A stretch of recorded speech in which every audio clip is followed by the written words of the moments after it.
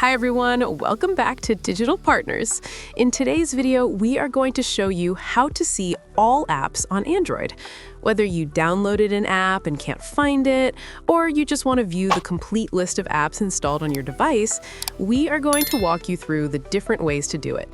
If this video was helpful, let us know in the comments, leave a like, and subscribe to our channel for more tutorials. Let's get started. If you are on your home screen and you swipe left or right, you will only see the apps that are placed on your home pages. This does not show every app installed on your phone. If you keep swiping, you will just move between different home screens. To see all your apps, you need to open the app drawer. Simply place your finger on the screen and swipe up.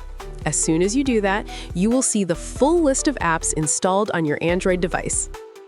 From here, you can scroll through the list to find any app you're looking for. If you want to add an app to your home screen, tap and hold the app icon, then select Add to Home if the option appears, or drag it directly to the home screen. You can also tap and hold an app icon to move it and organize it wherever you prefer. This makes it easier to keep your most used apps in a convenient place. Another way to see all your apps is through the settings. Swipe up to open the app drawer and look for the Settings app. You can scroll to find it or use the search bar at the top.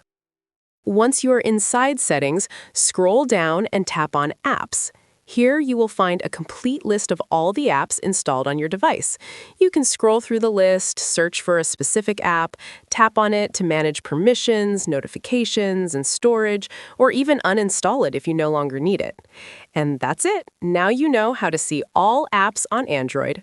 We hope this tutorial was helpful. If you have any questions, feel free to drop them in the comments. Don't forget to like, subscribe, and hit the bell so you won't miss our upcoming tutorials. Thanks for watching Digital Partners, and I'll see you in the next video. Bye.